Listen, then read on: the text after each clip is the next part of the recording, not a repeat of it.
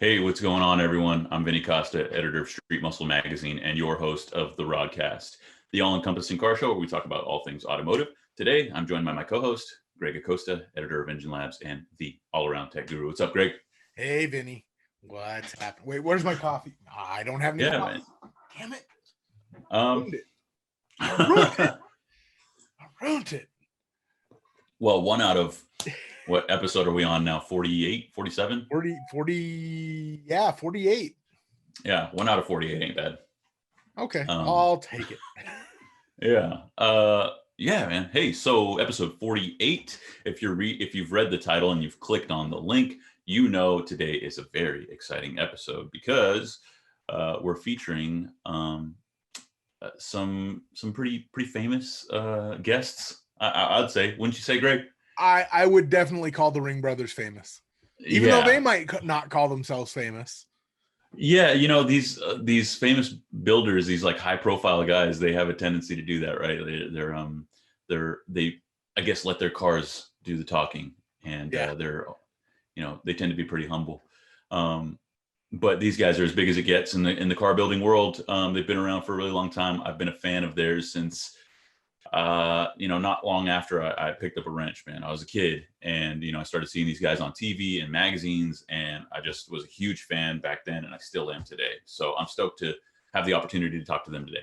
Yeah, dude, that's got to be cool for you. Finally, getting to like interview somebody you've watched for so many years. And yeah, man. I just all the magazine cars that they've built, not specifically for magazines, but like seeing them in magazines and on TV and stuff, definitely gave me a huge appreciation for what they do. And so I have a lot of really cool questions that I want to ask them that have been like plaguing me for years that I've always wanted to ask them. And now I have the opportunity, which is cool. So hopefully I can be the audience's voice this time, right? And I hope I ask the questions that you guys want me to. And if I missed some at the end of the video, just drop them in the comment section below, and we'll definitely get an answer for you guys, because now we know them personally, so we can reach out to them, I suppose. Yeah, I mean, and plus, think about it, man. Like, you didn't get to see their stuff at SEMA this year, like, because there wasn't SEMA. I mean, there was the 360 thing, but yeah, I mean, saw their build, but like, it's not the same, Yeah. Just being able to stand there in front of it and just like marvel at all the details is a lot different than seeing it virtually. And I'm not knocking SEMA. They scrambled and they put something together, and that was cool. But it's just not the same. Yeah, and I mean, but that's not SEMA's fault that that there's a difference between seeing something on a screen and seeing something in person. Exactly. They could have just as well done nothing, and they didn't. They put something out, and it was cool. But anyways, I want to get into the interview, and but before we do, Greg, I want to take a moment to thank our sponsor for this video. We jump into this episode. I'd like to take a moment and thank them. So without further ado, this episode was brought to you with the help of Performance Distributors, the company that allows you to feel the difference, not just ignite a spark. Well, what does that mean exactly? Well, their ignition systems are designed and manufactured under the most stringent of guidelines. In fact, the owner, Steve Davis, told us their systems are designed as if they're running them on their own vehicles. And that's because they are.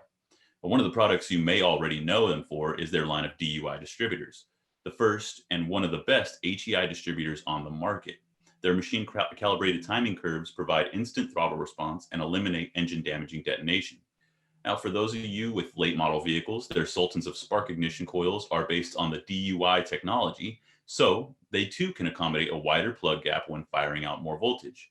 So check out performancedistributors.com for all your ignition needs. That's performancedistributors.com. So thank you. Seriously, DUI. I mean, how cool of a name is that, right? The Davis Unified Ignition. Like, I've always liked that. Yeah, it's really cool. I'll admit, when I first saw it, I was like, DUI. That's when you think of DUI and anything automotive. That's not a good thing. But trust us, in this respect, it very much is. So again, shout out to Performance Distributors. Thank you for sponsoring this video. And with no further ado, let's get right into it, Greg. All right. All right, Mike, Jim, How welcome, you doing, and bud? thank you for coming on the RodCAST. Yeah, we're excited. This is the only way people know who we are. No, yeah, right. The name ring precedes you guys. Yeah, I personally have been a fan since I was a kid, seeing you guys on TV, and I'm a huge fan. So thank you guys for being here. Thank you. But you know, uh, typically when we do this, we'll have our guests introduce themselves, tell us about them, their background, where they're from, and who they are. Like I said, your guys' names precede you, but if you wouldn't mind just giving yourself a small intro, and then we can jump into some of the questions that I have for you guys. Is that all right? You bet. Yeah. I'm Jim Ring. I'm half the Ring brothers. And I'm This the is other Mike. half, Mike. We're known around here as Dumb and Dumber at the shop. So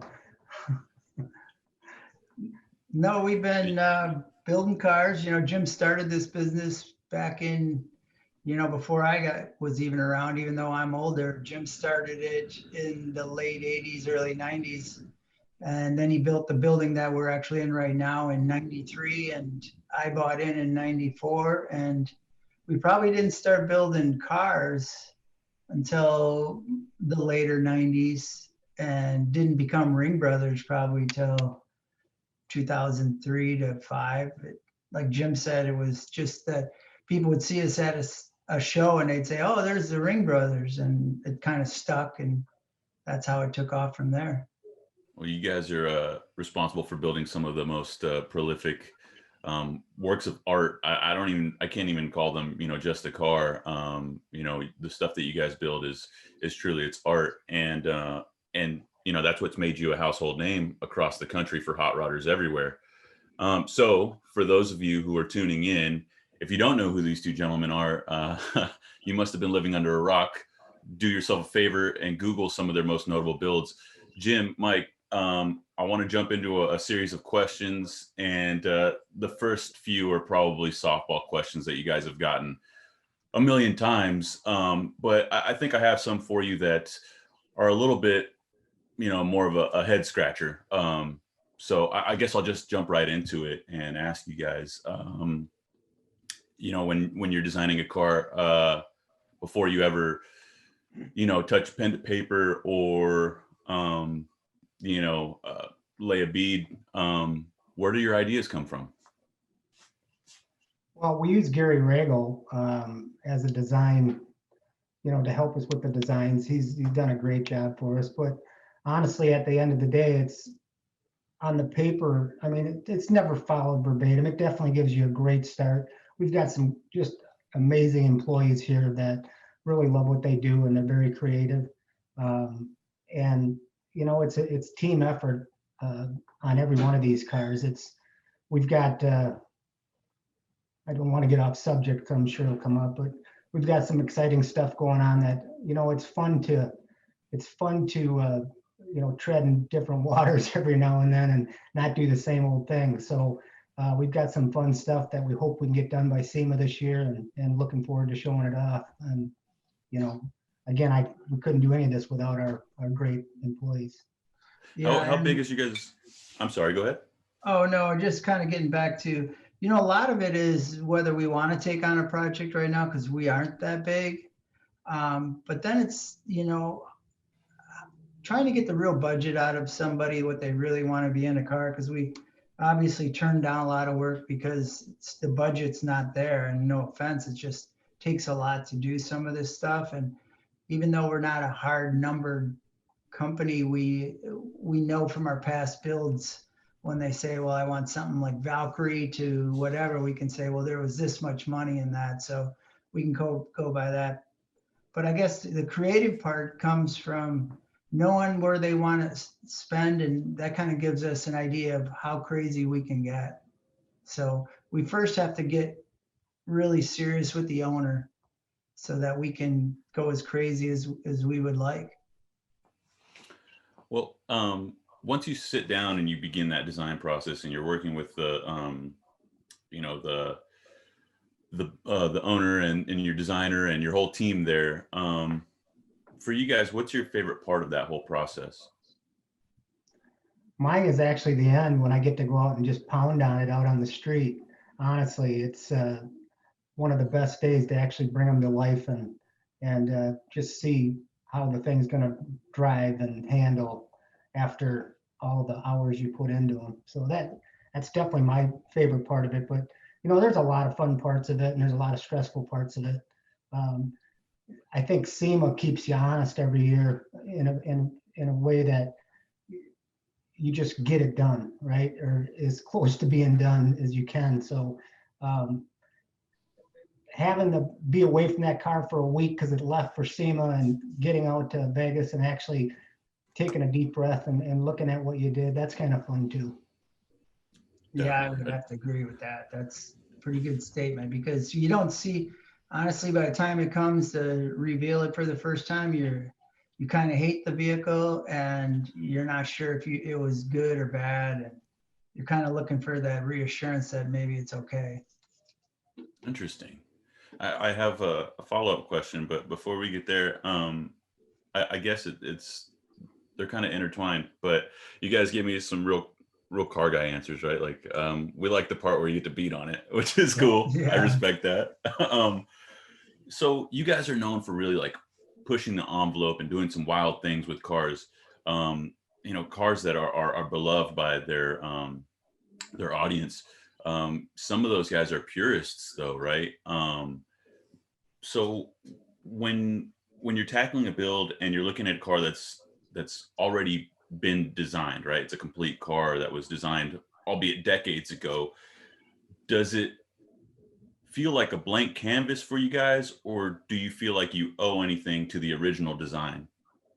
Well, I mean, Jim can answer too, but I definitely feel like the 70s cars, the 60s cars are really tough in that there's so much iconic about them and so much that people love about them. Yeah, there's things like I don't think we've learned you don't touch the grill. If you do, you duplicate it as much as you can, and pretty much the back end, what's so recognizable about them. I think that's, at least for us, that's important. But it is a fine line. You take an old street rod and they're all kind of ugly, so you cut them all 6 ways a Sunday and they look better. They look better than what they did. But you take a muscle car and I feel like you see it a lot. I feel like dashes are cut out of cars that, man, they should have left the stock one in it, because it honestly look better than, I'm not saying we haven't done that either, but I think that's things if you're going to change a dash, you should keep it recognizable to what style it was. Like 69 to me, Camaro with the square bezels in the dash. I think that's important to keep iconic things. So Jim can probably. Well, I know one thing. There's a lot of purists out there, like you said, and that time when we built that full carbon 65 Mustang for the Russian client, that really wanted that LS motor in it because he Familiar with it. They're very familiar. The mechanics were, they knew him, and that's what he wanted. And you talk about getting drugged through the woods by your leg when you put a Chevy in a Ford. Although, like when we filmed with Jay Leno with that particular car, it's not like you never seen a Chevy in a 32 Ford. It's been done before. I'm not saying it's right, but I'll tell you, that car was fun. Yeah, and that was it's that fine line of the owner listening and not listening, because there's a lot of times you don't listen to them, and that one was a big thing for him. So, and the builders get caught in the middle, like you can't justify everything you do, and if you tried to, you'd drive yourself crazy. I mean, we just went through this on a truck we're building for a gentleman out of Milwaukee, and he brought us a motor, and he wanted this motor put in this truck, and basically we fought him tooth and nail, and finally I'm like, just let's give him what he wants, and it sucks because we're 10 miles down the road from what he wants to put in there, but we're going to put it in there, and we don't want to, but sometimes you just have to do what the owner wants. Yeah. I get that, man. That's interesting. You guys talk about, you talk about being dragged through the woods. Have you guys ever received criticism about one of your builds that that like challenged you or inspired you on a subsequent build? You mentioned that you learned like you don't touch the grill.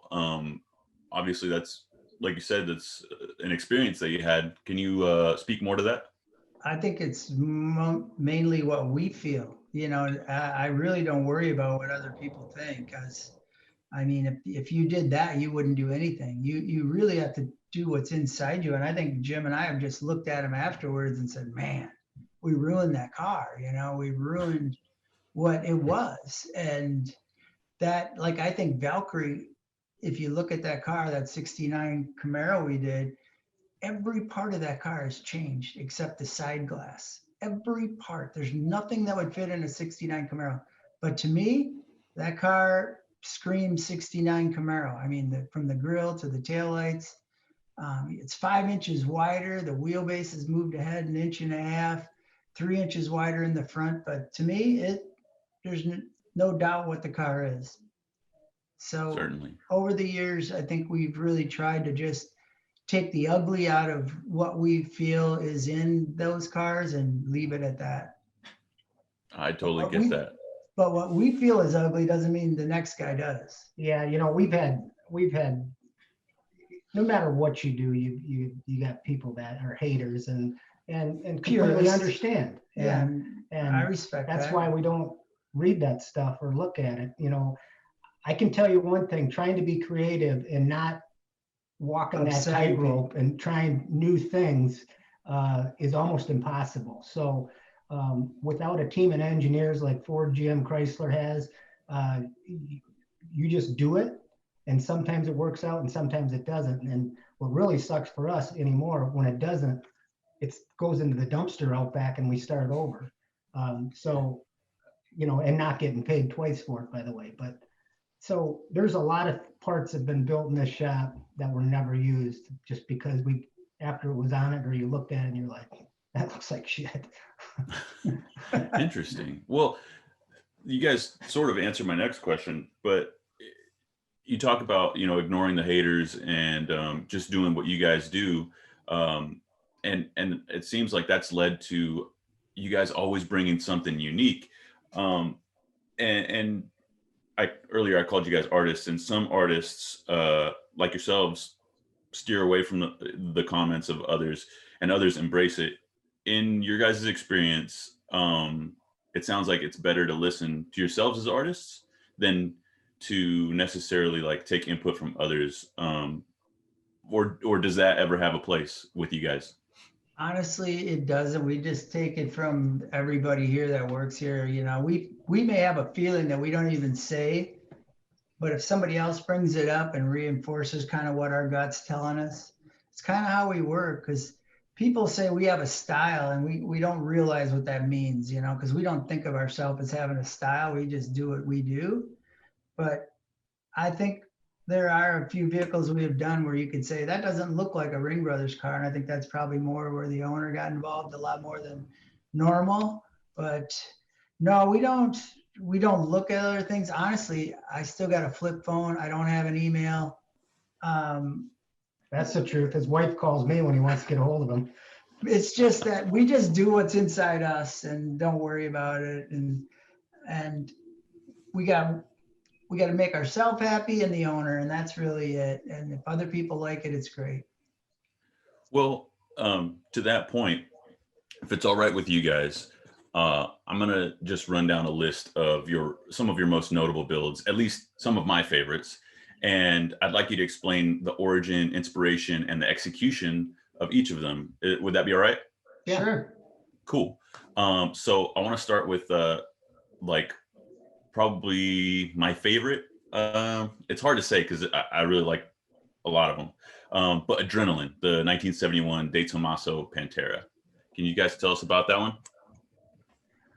That car, it was kind of weird how we actually even got into that car. That car was owned by a lady in Madison, Wisconsin. Her and her husband bought that car, took it to another builder, and he just never got anything Just to done on it. restore I mean, it. just basically to restore the car. And her husband passed. And by the way, they were a company that painted all the yellow stripes on the highways in Wisconsin. That was Okay. their business. So she called us, actually their attorney called us and wanted us to go pick this car up at this other shop because she wanted to do it basically in her husband's memory. So we picked this thing up and there's literally really nothing left of it, or nothing that we could really salvage. And I actually told her right out, I said, you just need to let us sell this for you and just get out of it. And she said, no, I'm doing this for my husband. And you do whatever you guys want. I don't care, but I got one request: the car will be yellow, like the stripes on the highway. And so we got into it, and again, we just started what we said, taking some of the ugly that we felt out of it, the big overbite that the Panteras have, and she pretty much let us do whatever we wanted, and at the end, Nike got involved, Nike Underground, or the Skunk Works basically. And they got involved and designed the interior in that car. And, in the end, it was pretty awesome. She took ownership of the car. I don't know if she ever drove the car. I gave her a long ride in it. She ended up getting cancer herself, wanted to sell it. I told her the best spot was in Barrett-Jackson to do that. And I think that was when Richard Rawlings bought that car at Barrett-Jackson. And then Prestone bought that car from the Peterson Museum because Richard donated it to the Peterson Museum. And they just sold it to another guy, I believe, that lives in Iowa. Prestone. Really? Yeah, that's been one of my favorites for a really long time. The stuff that you guys did with the aero on that car was really interesting. The roof vent, all of it was really, really cool. And, it's hard to think because the Pantera itself was already such a ostentatious car. And then you guys just took it to another level, but still somehow kept it from being too much, which I thought was really cool. You talk about getting drugged through the woods. The purists come out of the woodwork when we cut that Pantera up. Yeah. That was ugly. We were black and blue for about 6 months. Yeah, but I think it's become one of you guys' most recognizable cars. So good for you guys. What about G-Code, that 69 Chevy Camaro that everyone loves? Yeah, I like that car too. It was a guy that's actually lives near here, Don Atkinson, and believe it or not, he did a lot of the machining on it because he has a huge machining plant, stamping plant, does a lot of OE work. So we worked together on that car. It was pretty fun. Like that whole tail light panel is billet on that, and the grill and the steering wheel. I mean, the dash pieces he made. We helped with the design part and everything, but it was Don did it, and it was just a fun job to do. And I don't know, I like that car. It was clean, and it's one of our cars that we're proud of. That's for sure. It's a fantastic car, and you mentioned earlier, Jim, that a lot of the cars that you guys build, or several of them, it's not over the top, and it enhances the original design, but it still looks like the original car. It's not like you guys are transforming it to some nth degree, and I think this is one of those cars. Yeah, I would agree. It's definitely still all 69. So I know there's a story with recoil, and I've heard it before, but would you guys mind telling us now? Yeah, that's one of our favorite cars, if not Jim's favorite to drive. That car is so fast. It's crazy. But basically, the guy wanted a car with metal seats and a color that wasn't about color.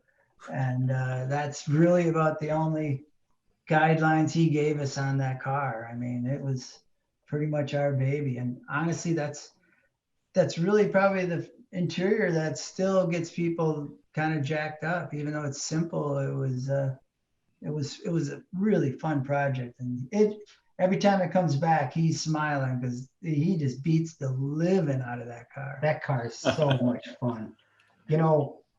it hooks. That car just hooks and it feels right. And, there's a couple stories about how that car drives. That was, I think, the first time we ever filmed with Jay Leno, and we took it out, and I'll never forget his comment. He says, I get to drive so many cars. And he said, everybody comes in here is like, this is 800, this is 1200 horse. He said, this sumbitch feels like 1,000 horse. He's like, this car is amazing. And and another story about just the way that car hooks. We had Wes Rydell. We were doing a 48 Cadillac for Wes Rydell. And he always flies into our local airport out here with his 2 pilots. And I gave the one pilot, I had the Chevelle sitting outside, and the one pilot says, can I get a ride in that thing? And of course I said yes, because I love driving it. So I took him what we call on our private drag strip behind our shop here, which is In town, a 25 mile an hour little back road. And I come around the corner, I jumped on that thing. And that car just lays you back in that seat. And he gets out, he looks at the other pilot, he goes, that thing is faster than our jet taking off. And the other pilot goes, there ain't no way. He goes, no, I'm serious. That thing's faster than our jet taking off. So he says, can I get a ride? So I gave him the same ride. He gets back out, he looks at the other pilot and goes, that sumbitch is faster than our jet taking off. No, that car's fantastic. So much fun. It's one of my favorite cars to drive. I love it. I remember when you guys revealed it, and I was taken aback just because, and I'm looking at a photo of it right now. And one thing that I wanted to ask you guys was, I really love the wheels on that car. When you guys partner, who'd you guys partner with to put the wheels together on that thing? HRE. Those are HREs. They look like it. They're really cool.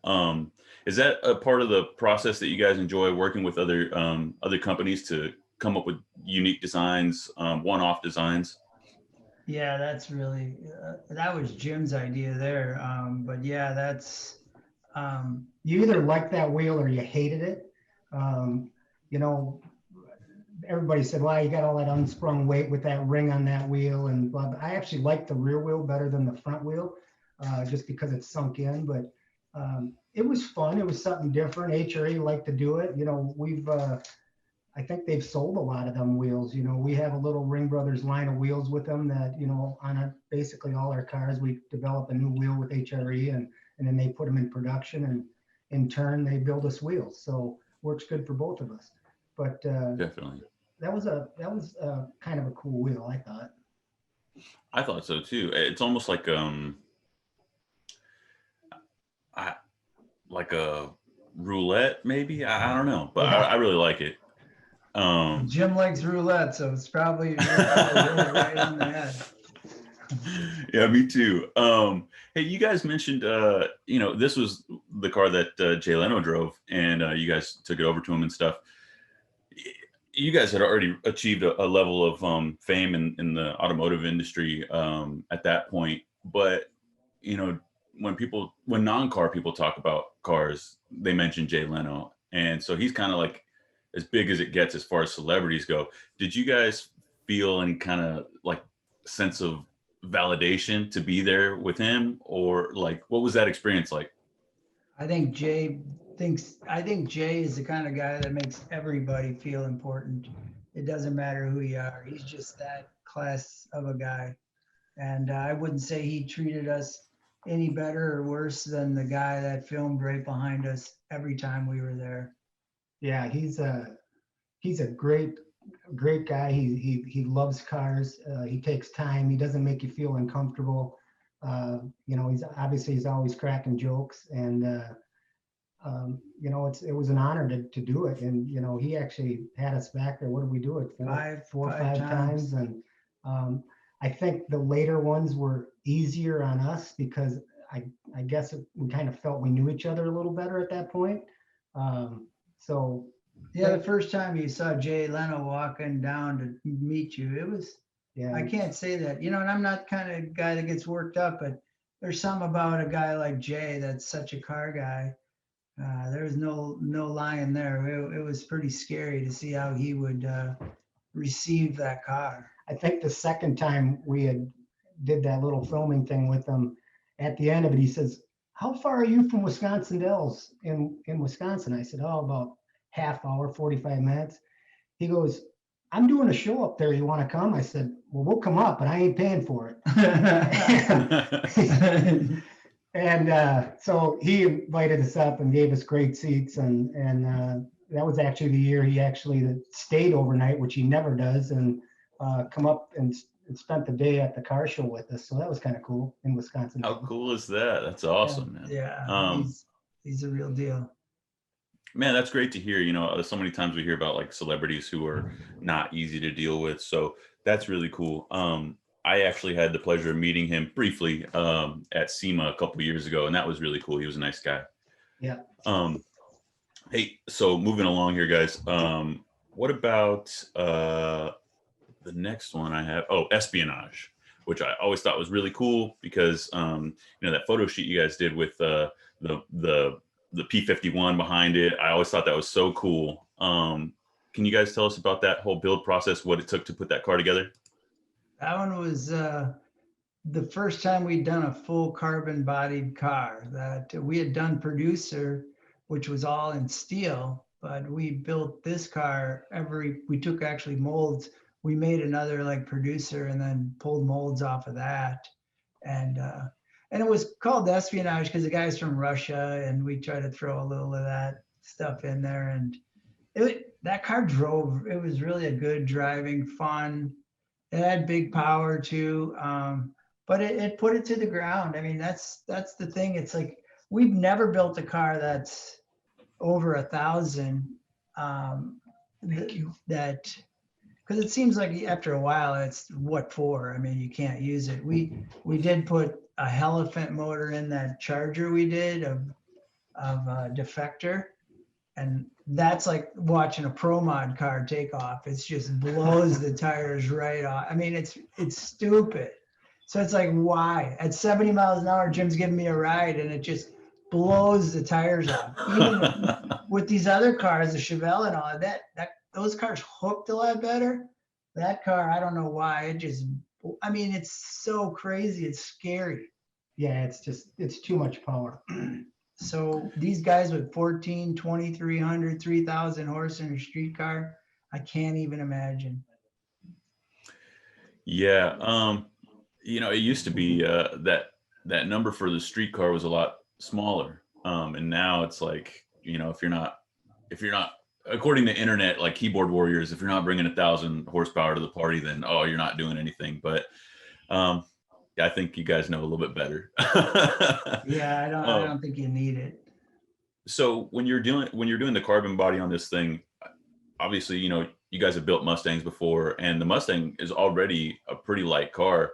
When you talk about hooking, was that difficult to make this thing, you know, put power to the ground since you had lightened it up so much?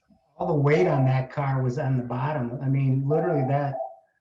If you were to rivet that entire car together, doors, quarters, fenders, roof, hood, everything, it probably weighed 150 pounds. So obviously there's all the inner structure and tubing work that took place around everything to make the car safe and to actually have bonding surfaces to bond that carbon to. But for the most part, that weight was all in the right spot. You know, that motor was set back in that car, and that car worked, and it worked really well. Yeah. Even though it did have a Chevy LS, a blown LS in it. Oh, well, hold on. You're not a purist, are you? Yeah. Yeah, we give Greg a hard time. My co-host for the show, he's off camera right now, but he's a Ford guy through and through, and so I'm sure he's laughing off camera. Yeah. You act like I'm not listening. I'm the man behind the curtain here. We, you know, it's cool to be able to, at least for us, you know, Mike and I grew up in a town of 600 people, and now we're in a town of 1,600 people. And to think that we had the opportunity to build a car that, you know, went to Russia, and one went to London, and one went to Belgium, and one went to New Zealand. And it's pretty crazy to think, at least for Mike and I, to think, or at least for myself, I shouldn't even speak for him, that you had that much reach, or that people have heard of you in them other places. And So it's pretty humbling for me to think that we're building cars from a town of 1,600 people all over the world. Yeah, that's so you guys are from small town America, and yeah, you guys have really just gotten as big as it gets in the car world. Is that has that ever, well, now where you live, I mean, it's a slightly smaller town, but when you go to car shows and stuff, does it make it difficult to get around since all those people know you guys? No, Nah, I mean, SEMA is fun because we see a lot of people we know, and it's hard to get out of there at 5 because you're trying to, at SEMA normally we're like, got to be here, got to be there, and then but when it's over, getting out the door, that's SEMA. But other than that, no. I mean, we're not Chip or Troy or anything like that, so that they get mobbed. We can still walk under the radar. most people We're don't pretty even know what to gray do. right now, and they feel sorry for us. I just had I don't know about all that, you guys. I just saw. had 2 new knees put in, so I'm really going to be hobbling next year. Well, SEMA is like your guys' spot. Like everybody waits to see what you guys are doing at SEMA. So that's kind of surprising, but I don't know, man. I saw you guys at the Street Machine Nationals in Ohio in 2019 during the award ceremony, and afterwards I saw a whole crowd around you guys. So don't downplay it, Mike. Hey, speaking of SEMA, and you guys were talking about Valkyrja a minute ago. That was the last car that I wanted to ask you guys about. I mean, I was blown away when I saw it, and I want to hear the story from you guys. Yeah, it was to me, it was the most fun I've had building a car. I mean, after we got through the owner of what it would take to do it, but as far as the most advanced car we built, don't you think? Yeah, we're actually doing another one right now, similar to that car. For a guy, local guy, but it won't look like Valkyrie. It's not going to be all carbon, but that car was just fun because it truly was designed with a clean sheet. We scanned an original Camaro and just blew it all up in space and milled every part and pulled molds off of that and made the parts. And I really think it's a cool car. I really think it is, not to brag, but I think it's tasteful. And the car, Jim said, was probably our best driving car we've ever built. So, I mean, he's the judge. He's pretty picky when it comes to getting in them, not just power, but squeaks, rattles. Try not to make them too harsh. We try not to build like an autocross car. I mean, we really try to build a car you want to enjoy, from the stereo to the, quiet, wind leaks, all that. Well, you guys, I mean, this obviously is not your first 69 Camaro that you've ever built. What did you do differently on this one that made it handle better than previous cars? I think stretching the wheelbase on that car made a big difference. I think setting the motor back as far as we did made a huge difference. Just the balance of the car. And again, that whole car was carbon, so all the weight was down in the right spot. And that car had twin floor pans in it, so we typically have the floor pan that's inside the car where your feet rest, and then we always stretch the rockers on them cars down under to get rid of the pinch weld. And then we continue that rocker down through the center of the car. So basically the bottom of the car is dead flat except for the opening where the exhaust and transmission sits. And that's pretty much what we do on every car. Most of all of our cars have 2 floor pans in them, just cleaner. So, and then you have the opportunity to dynamat in between the upper floor pan and the lower floor pan, and it definitely makes the car a lot quieter. No doubt it makes it heavier, but drivability, we're not building race cars. We're trying to build a car that's comfortable for the owner, and it works for us. Yeah, I think you talked to the mechanic over there, didn't you, last week or something? He says he loves that car, right? Yeah, he's I'd like to build him another one. The guy makes diapers for a living. And when we built it for him, after I test drove it, I said, "You're gonna have to wear a diaper when you drive this Sunday first time." Yeah, he's a younger guy too, and his dad's got a Veyron, And Jim asked him, how does this compare to your father's Veron? And he said, this will eat my dad's Veron. So that's quite a compliment. Well, yeah, I would say so. You know, you guys do a lot of interesting things with the aero on your builds. Is all of it always functional? Is some of it? Is none of it? Do you guys think? Go ahead. I'm sorry, but we really try to make, we used to do things that were just to do it. Now we truly try to make things functional as much as we can. And Gary's really keen on that also. Like if it's got a scoop in it, it's probably being used for some type of intercooler to, you know, getting rid of some air or whatever. So yeah, there's a lot of afterthoughts that go into these, but on the most part, they're functional. We try to make them functional. I don't think there's ever been a car we ever built that we didn't stand back and look at and say, I wish we would have. I wish we would have did this. I wish we would have did that. So your mind's always trying to change it or tweak it, I guess. Yeah, you never feel like you nailed it. You just feel like it's better than the last, or that's what you try to do. Well, in the spirit of that, you know, my next question is, you know, how has your process changed, if at all, from the time you did Lucy back in 2003 to doing Valkyrja now and the current projects you guys are working on? You know, I think it's the team of guys we have now. I think it's because we, you know, we're two old men that we can ask for more money to build these cars.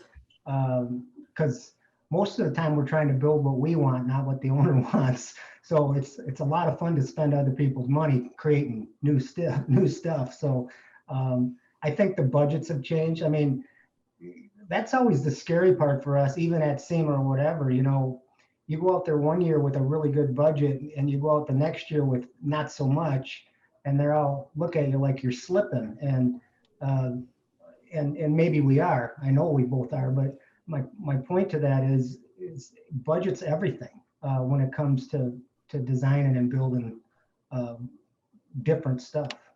And we've really, over the years, we've found things that work, right? And mostly found things that don't work. And I think that's big in what we do, is that we've got a really great engine builder to transmission guy. So we rely on these people, and they're also good to us. They call you back, they answer the phone, they send a guy here if there's a problem. So we don't try to chase the newest, coolest stuff. We really try to stick with what we know works.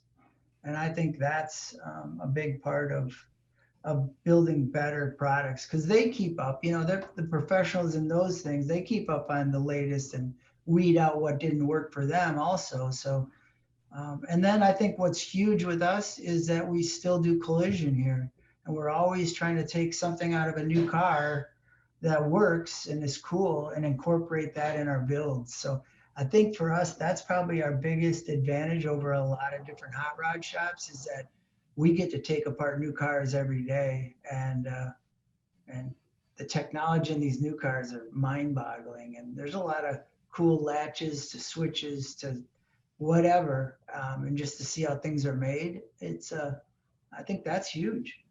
Yeah, definitely relying on good companies and good people. I mean, when it comes to motors, I've said this a million times that Mike and I couldn't make a dog run with a pork chop. I mean, we don't know anything about engines, so we rely on people that do know.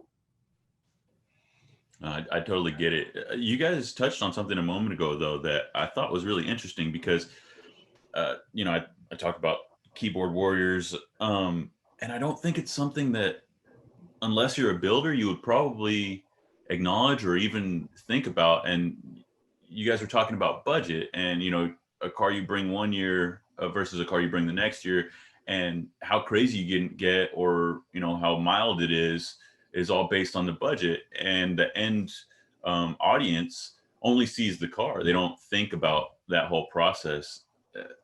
And you I can't, don't really have a question to go with that, but it's hard interesting to that you said explain that. that. You know, you can't I say guess that. that's where I keep going back to the fact that, you know, sometimes you show up there and you know, they, even if they're holding you to a higher standard or to a standard that they want to see something fresh and new, you can't always do that because you don't have that guy with that budget, and that's frustrating, obviously for us. But it's not to say that we don't enjoy being creative with whatever the budget is, because we have to do that every day too. But I'm just talking about the ones that are really fun, you know, the ones that you can really get after. And by the way, our parts business that started out manufacturing hinges, we pretty much make hinges for everything now. And along with that, we've created so many products from these builds that we've had, you know, all of these one-off builds. You may not be able to have the whole car, but you can have parts of it. So our parts business has really grown into a nice business for us. And we continue to develop new products and stuff that we think people will like. And so that's a big part of our business too. You know, we've got 3 balls that we're juggling here with our collision shop, the hot rod shop, and then our parts business. Yeah, that was actually something that I wanted to ask you guys about. And you hit the nail on the head. You guys aren't only known for building these amazing cars, but you're also known for the products you produce. How long did it take you into building these cars to say, hey, you know, we're making these one-off parts, why don't we start selling them? Did it take somebody asking, or did you guys just do it on your own? Yeah, you know, this whole billet hinge thing's definitely got started with Ring Brothers. We are the innovators of that. We've been knocked off about every which way, and every company has knocked our stuff off in that manner. But we just always looked at something and said, you know, we can do this better. And so I think the first set of hinges was for a 65 Mustang. And when we got them done and we went to a show, people were like, dude, can I buy a set of them?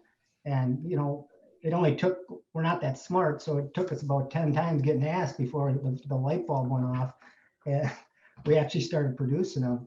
And so now, you know, right now we've got, you know, hundreds of different SKUs of parts that you know, our parts business is wide open. You know, we're filling dumpsters full of chips, you know, in a week's time.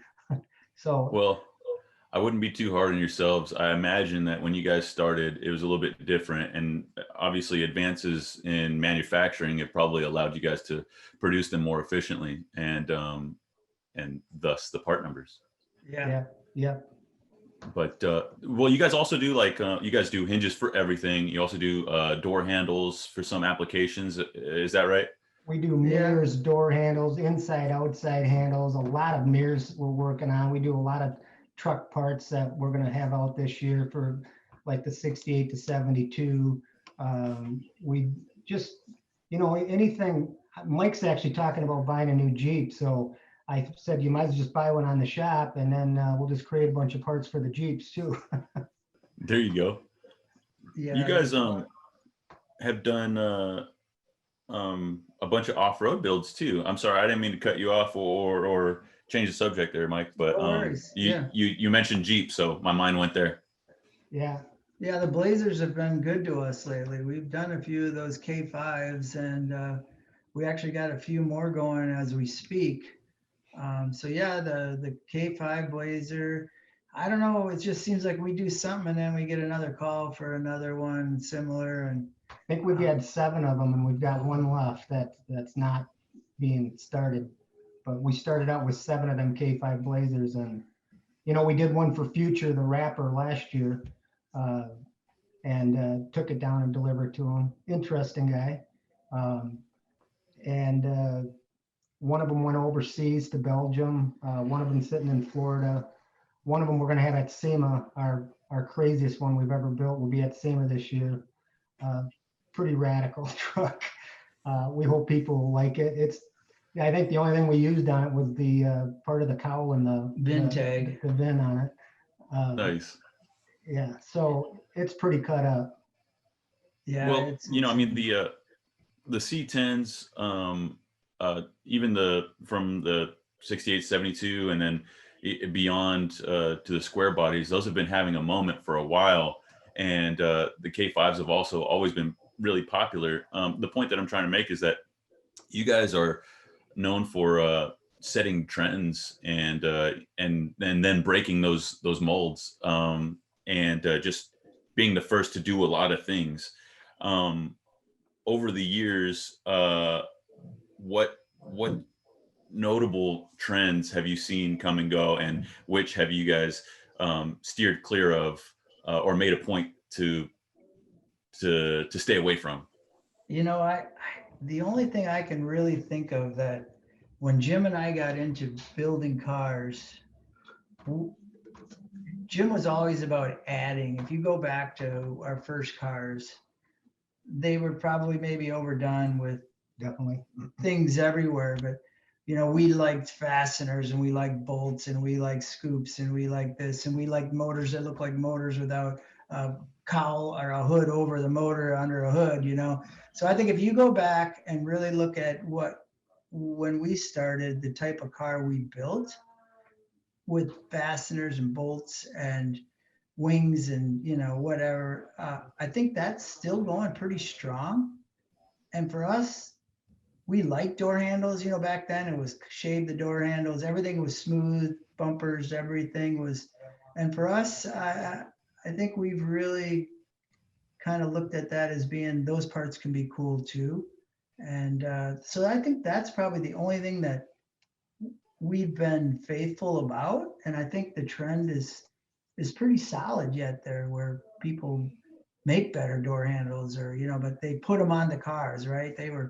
Nobody had mirrors, you know, nobody had door handles. It was. Now we're actually manufacturing some really nice mirrors for cars and trucks. So our new truck mirror will be out shortly. We'd have it out now, but we have them on this crazy blazer, and we just want to keep them tight until people see the truck. But it's just fun to be able to create a new version of what, you know, was on that truck, and have the residual to be able to sell it and let other people have it if they want.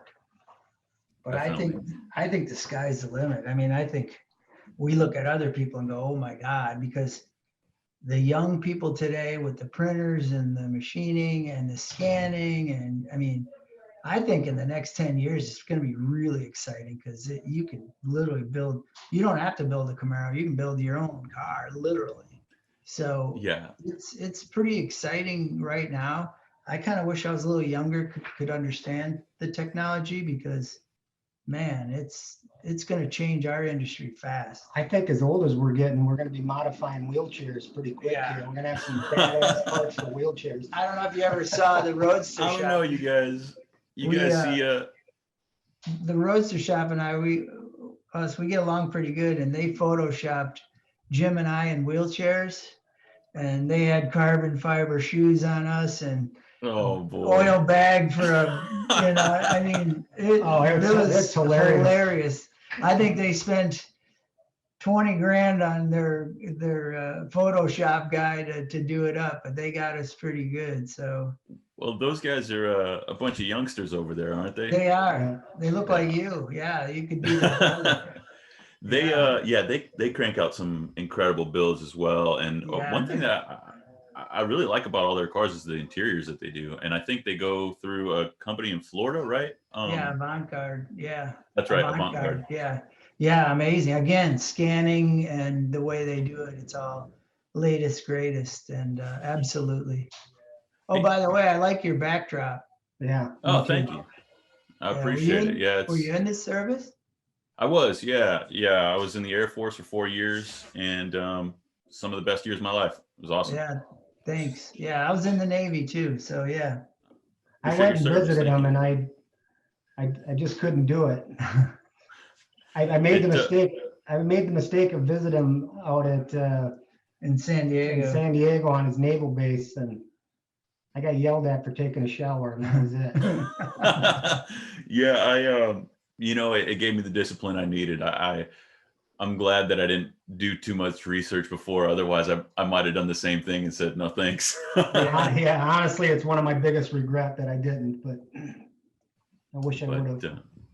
I appreciate you guys saying that. Thank you. Hey, I know these long form interviews can tend to go on, and I just have a couple more questions for you guys, and then I'll let you go. Is that cool? No worries. Cool. So I was going through the Ring Brothers website, ringbrothers.com, and I saw something interesting. Ring Brothers University. What can you tell us about those series of videos, and where was the impetus for that?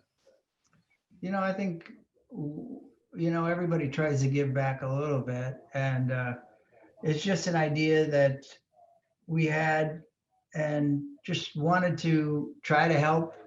I mean, I think a lot of people look at builders, like I remember when I would see Troy for the first time, I was afraid to go and ask, or, most builders will tell you anything you want to know and not mislead you.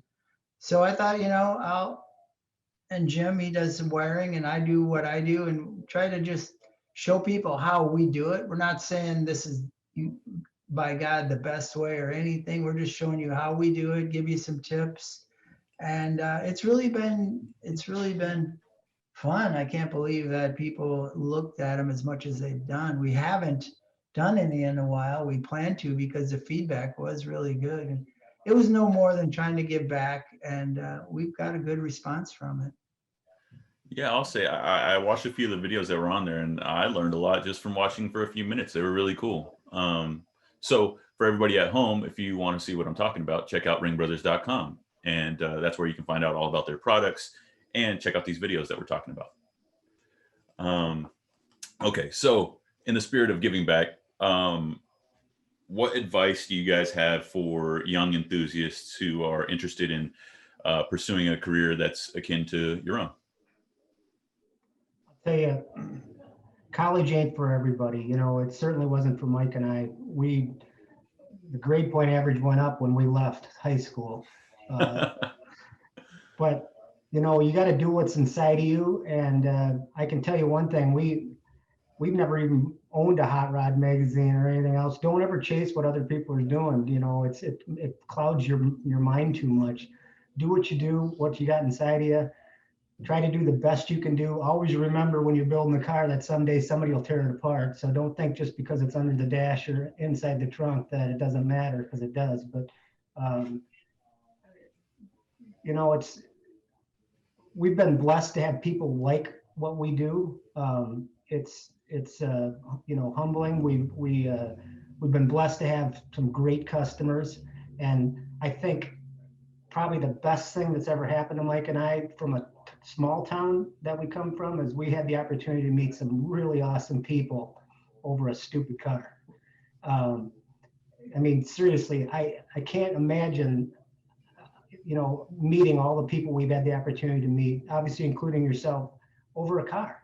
And I think that's really cool. So there's some great people out there, and everybody's willing to help you. It took Mike and I both a long time to be able to figure out who we could call for help. Obviously it's like laying a brick wall up. You just do it brick by brick, and at the end, enough people to be able to get it done. Be nice to everybody, because you never know who they are. And definitely don't judge the book. There's a lot of people that come in your shop, or you'll think they don't have two nickels to rub together, and they're the ones. And probably the biggest thing is, I think people go to shows like far away or whatever, thinking they have to go there to get the job, right, to get the big fish. They're usually right in your own backyard. No matter where you're at, there's people with a lot of money that are into cars. And do what you do. Take them to your local shows, because I guarantee you the work is in your own backyard. You don't have to think you need the big players in this industry. There's big players everywhere, and they'll notice the young guy. And you know what? People are so good today. They like to see people succeed, and they love to see passion, because it's, where else do you see passion in a job, right? I mean, this is a pretty unique industry in that people love what they do. I mean, they just absolutely eat it up and wouldn't want to be anywhere else.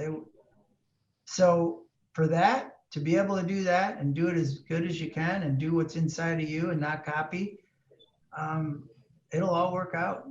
It will, if you're true to yourself and you like what you do. Yeah. Fantastic. Well, I for one really appreciate you guys saying that. Jim, earlier you were saying that you wish you were a bit younger, but you know, I think your wealth of knowledge and your years of experience are helping that next generation. So you know, we can't turn back the sands of time, but we can definitely learn from you. So thank you. And you know, by the way, Mike and I are here to help. If somebody's got a question, we have no problem trying to answer it. I'm not saying we have the right answer, but we may be able to help. Awesome. I want to shift gears here a little bit toward the end, and I just want to ask you guys about your personal,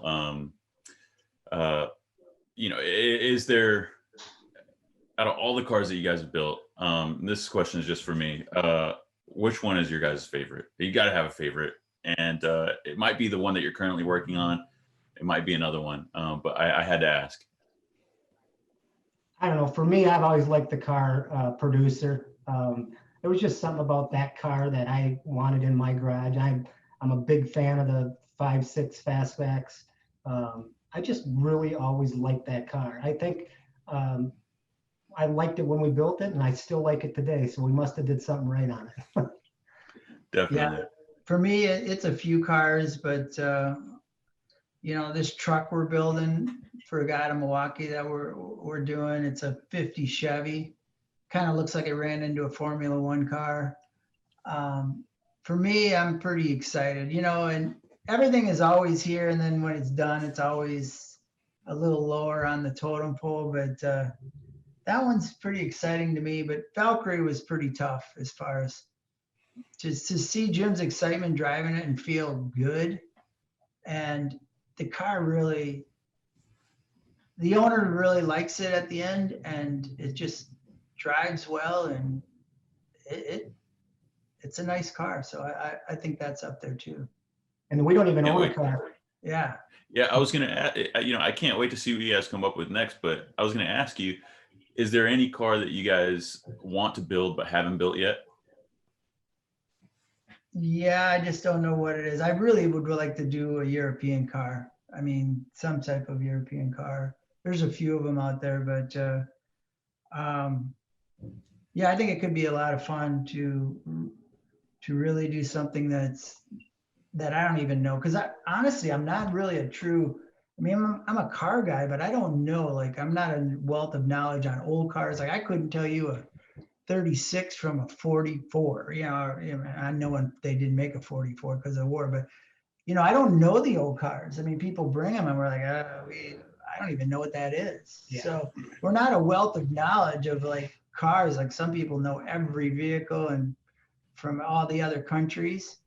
There's a few cars out there from Datsun 280Z that Jim rolled, you know, at high school prom to, I mean, there's a few Japanese cars to European cars that I'd love to put a spin on one.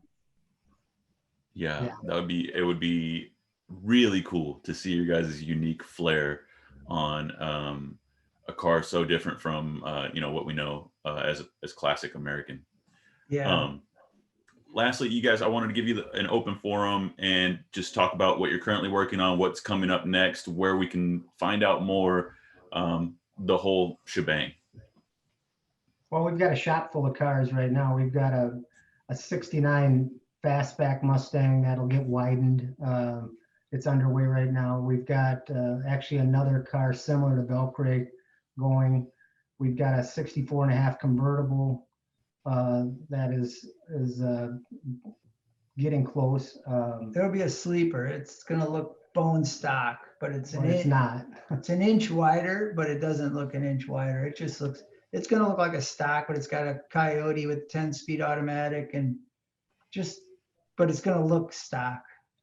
And we've got.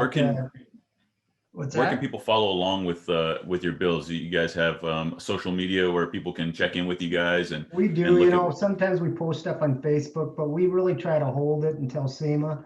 Unfortunately, you know, we've got 2 K5 Blazers going right now. One really absolutely wild one, 1,200 horse. We've got another K5 Blazer going for a company called Omaze, who actually raffles it off. We've got '69 Charger for a guy from New Zealand, a professional race car driver. Greg Murphy, his name is. There's another '69 Charger that we're finishing up with the Elephant in it.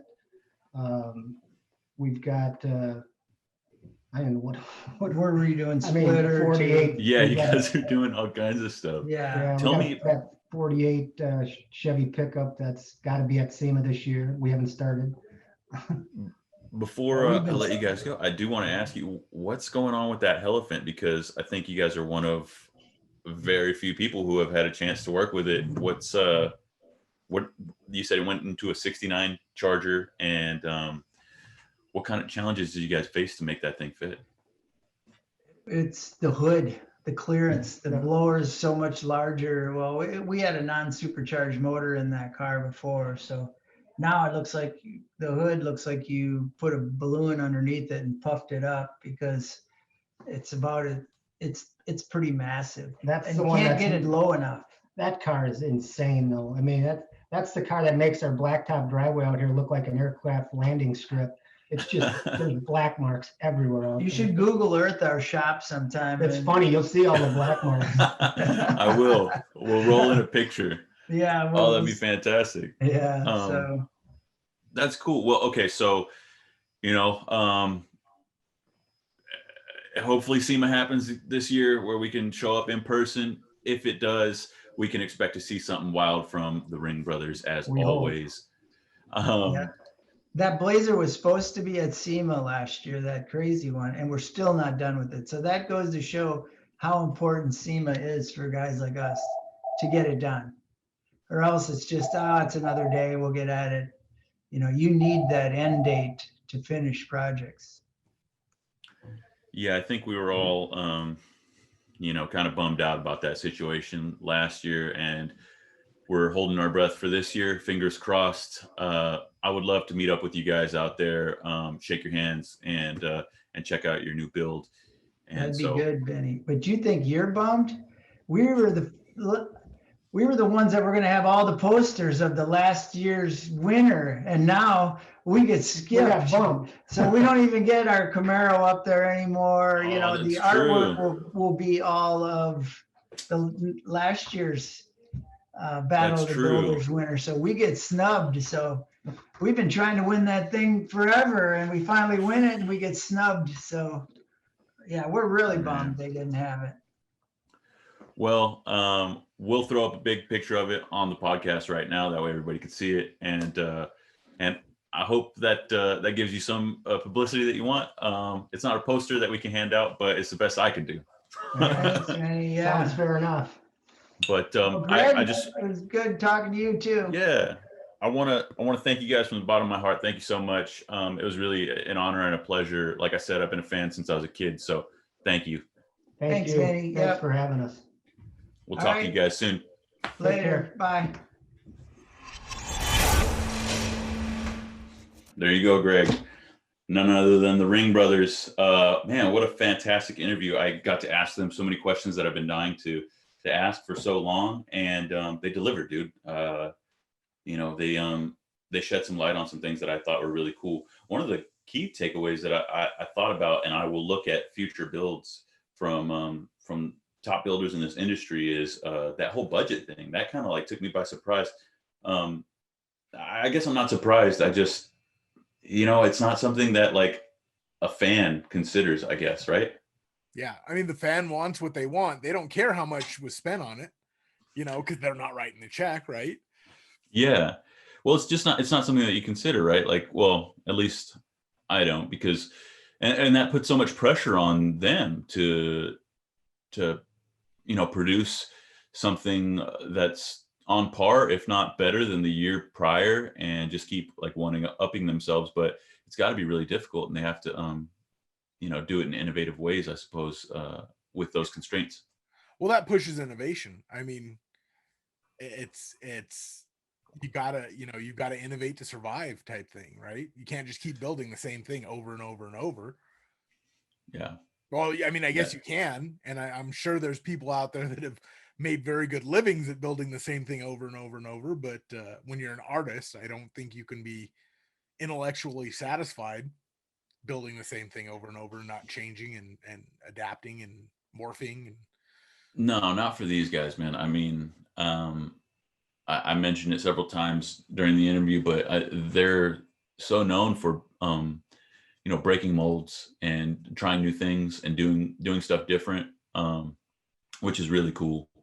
And I appreciated their openness to talk about what it's like, especially because all artists are going to receive criticism, and for them to just say, hey, we do what we like, we do what we want, and whatever people say is what they say.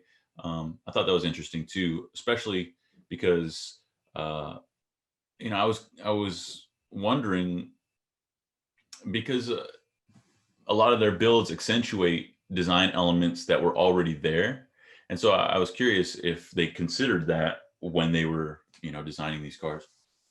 yeah, and one thing I'd really like to see, and I don't think it would really happen, but if they embraced the technology that they say they're too old to embrace, like you're not, and they know that, but I would love to see all of a sudden with them getting into every bit of design technology possible, Definitely. Yeah, I think they were kind of just poking fun, because they're at the forefront, just like other builders, and so I'm sure they're employing or learning how to employ some of those things, but maybe well, there's something to be said for, a hand-drawn curve that a computer may not be able to model, but exactly. honestly, I think a lot of the technology, it's not that it's become easier to create things, it just allows people to more easily express what's in their head. Yeah, that's what I was getting at. That, they're so good at doing what they already do that, like, some of that stuff would basically be unnecessary. If you can draw it on a drafting table, then do you really need to do it on the computer? I don't know. I'm not a builder. But I mean, who knows? Maybe all that technology would allow them to make two, projects a year, like two really big SEMA quality Oh, for sure. projects Yeah. a year, When you're talking about efficiency, definitely. And of course, that's like, me just throwing another sack of rice onto their back as they're walking up a road, but just go ahead and build a second car. That'd be great. Well, it sounds like they have a lot on their plate right now, man. They're taking on a bunch of projects, hopefully gearing up for SEMA, like they were mentioning just a moment ago. It would be so cool to see them at SEMA again, man. We'll see what happens this year, but just fingers crossed firmly. But yeah, man. So again, if you guys have any questions that you want answered, feel free to drop them in the comment section below, and I'll do my best to reach out to them and see if we can't get a specific answer for you. Of course, check out ringbrothers.com, check out their social media, give them a like, follow, subscribe, the whole thing. And while you're at it, do the same for us. The RodCAST on YouTube, Facebook. Check us out on streetmusclemag.com, enginelabs.com. Check out Facebook under Street Muscle Magazine, and you can watch us every noon there or here on YouTube if that's where you're watching it. So do us a huge favor and hit that notification button as well. Yep. Greg, you got anything else for the people? No, I don't know how to add to this episode, so.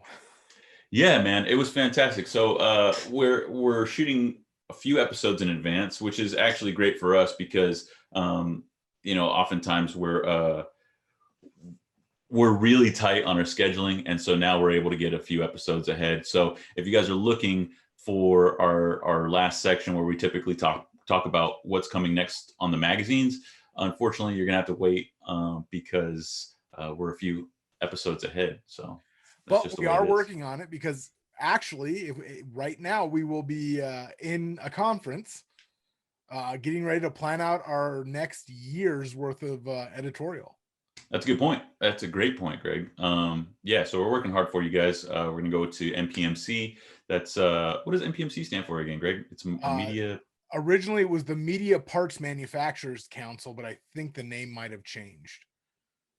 Well, we get to meet with a bunch of clients, a bunch of our advertisers, and people that we work with to develop great content for the rest of the year. And so Greg and I always look forward to that, and we'll be doing that next week. So we're gearing up to create some really good stuff.